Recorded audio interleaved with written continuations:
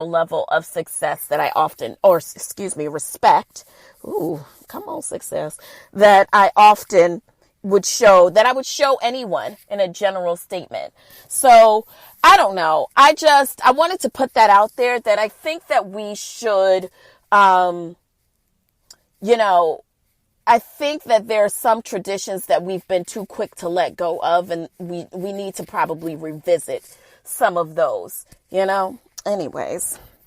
All right. So last couple of days of 2019, and I thought to myself, okay, so we oftentimes get into the bag of like celebrities and kind of revisiting their lives and whatever the case is. So I wanted to have our very own personal top 5 moments of the decade. Top 5. Now, it doesn't have to be positive or negative. It could be either or, but just if there are moments that stick out to you, only 5 of the past decade, these kind of ground-moving, groundswell moments that have changed the trajectory of your life. So for me, mine would probably be moving to Philadelphia, which I moved there in January of 2010, I believe. And that was a pivotal moment for me within the past 10 years. I would say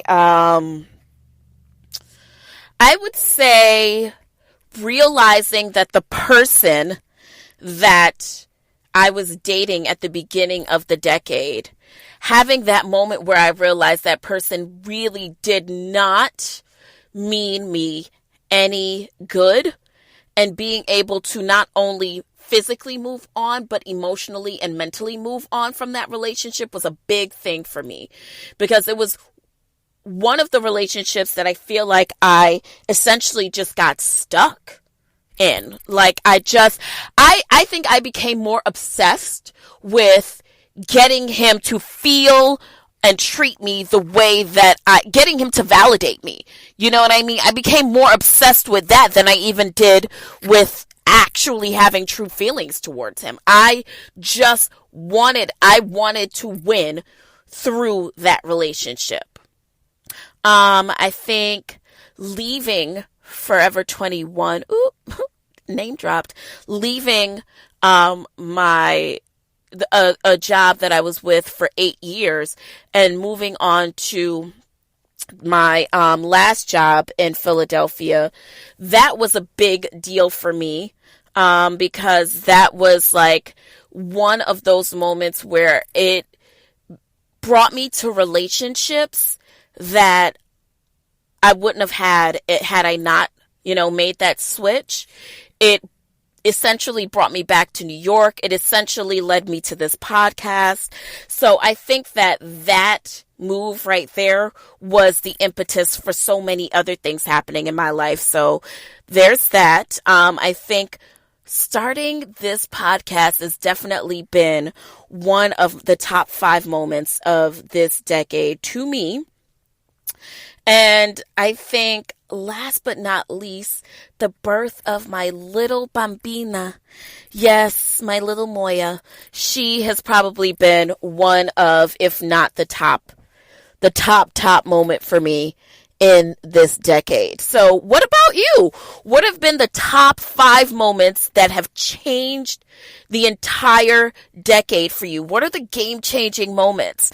And, I encourage you that when you are having this conversation, because as we're having it now and you're kind of thinking right now, I see you like, damn, yo, I done had some crazy shit happen to me in the past 10 years. And I get it, but I really want, when you think about that moment and think about those moments, those 5 game-changing moments of the last decade for you, I want you to also think about it from the standpoint of, are there still things that happened in this last decade that you're still sorrowful about or that you're still stuck on?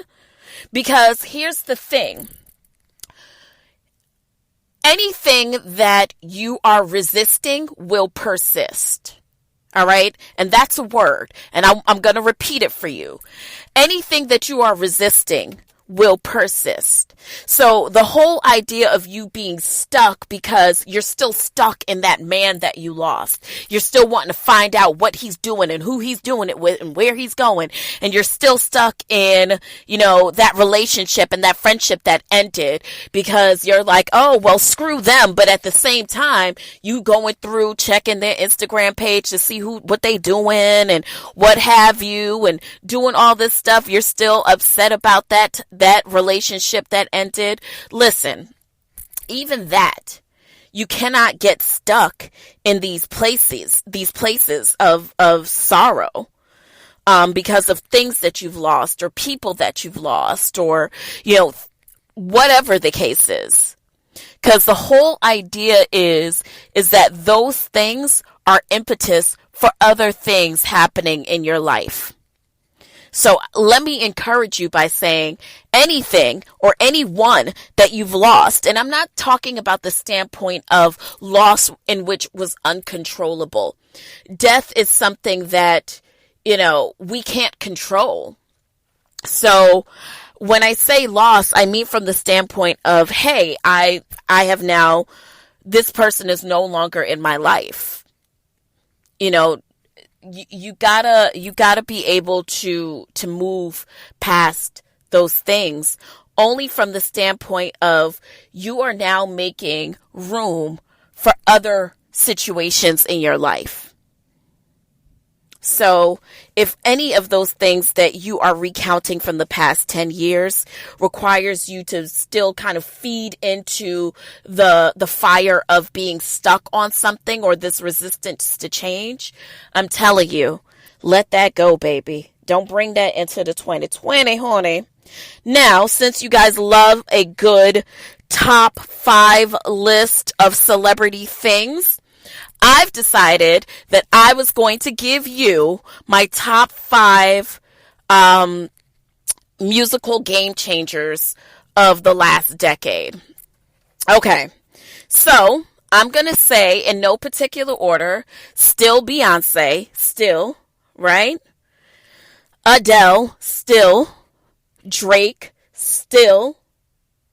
Rihanna, even though she is reluctant to give us this album that she knows she owe us, okay, but girl, you don't owe me nothing. I don't even know why I said that, bitch. Don't be mad at me, okay?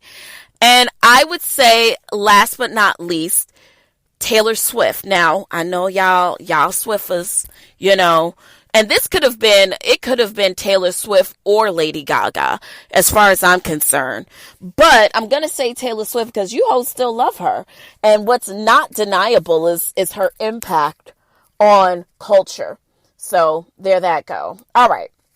Let's get into some who in the hell left the gate open this week, which we don't really have too much going on this week. Thank God. But in quick news, speaking of Drake, did you guys see his Rap Radar interview brought to you by Tidal with Elliot Wilson and the other guy? I don't remember his name. But in the interview, one of the things that struck me, now if you haven't seen the interview, it's pretty lengthy. And this is funny to me because Drake is not someone who does like the interview thing. So, sorry, a little brownie break.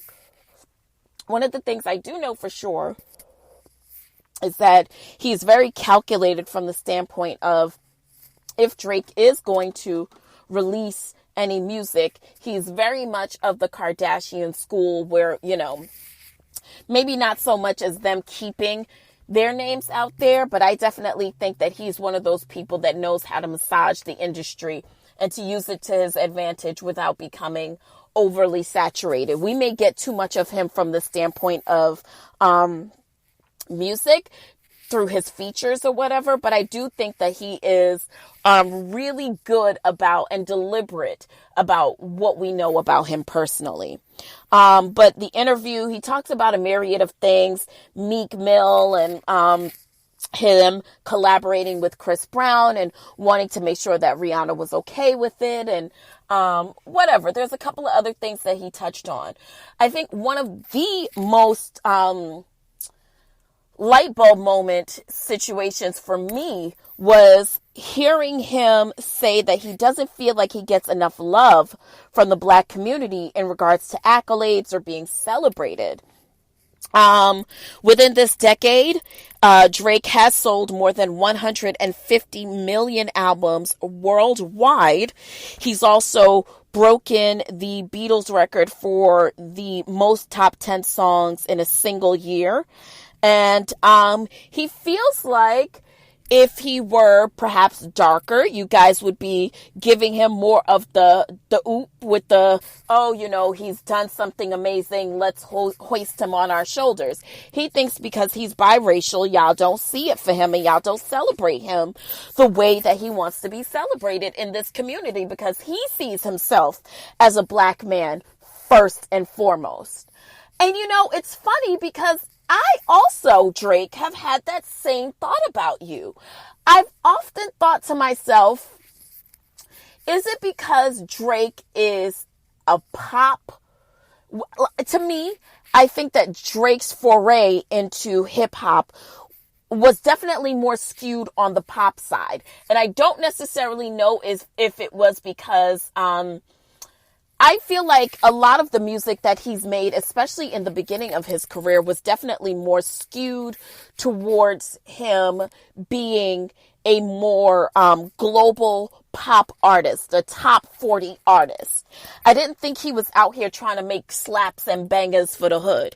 You know, I think that he has been really great at almost being the Madonna of, let me take that back. I think that he fancies himself the Madonna of hip hop, meaning like he sees, because he has evolved his style and his delivery based off of oftentimes what's popping at the time, and him being able to appropriate that, which he debated what appropriation is. And I agree with him. I don't think he's appropriating. I think he's more paying homage in a lot of instances. But I have wondered, why is it that the Black community doesn't take more like of a celebratory stance when Drake wins? Why do y'all think that is? Do y'all think it's because he's biracial? Because to me, that's not it. Because we had a biracial president and we celebrated every moment of his Blackness. So I don't know. Is it because he's Canadian and not American? I don't know, but I definitely see his point. He is not the accolades.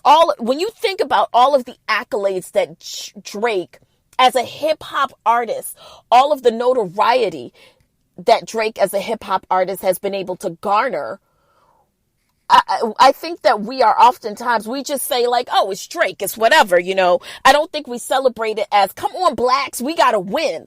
Like, I just think like we don't even pay attention to it. Like, if it was the baby, would it be different? And I think it would. Like, Drake has done SNL so many times, hosted and performed. And there aren't many rappers who could say that they've been given that platform more than once. And I don't know. But at any rate, that's what he was talking about. He mad at y'all. Speaking of mad at y'all, I am mad at y'all for going in on my girl, actress Jodie Turner, the queen of Queen and Slim. Apparently, Jodie Turner Smith says that Black men are in her DMs calling her a bed-wench because she got married and is pregnant for Dawson Creek's actor Joshua Jackson. Now, y'all are nasty. Y'all are really, really nasty. In a post, Turner Smith wrote, "Hey Suri, what is bedwench and why are there Black men in my DMs calling me that?" And she captioned it with, quote unquote, "you mad?" And just so that we have all of a general understanding of what a bedwench is, it is a term used to describe female slaves forced, let's get this together now, forced to sleep with their slave masters or slave master.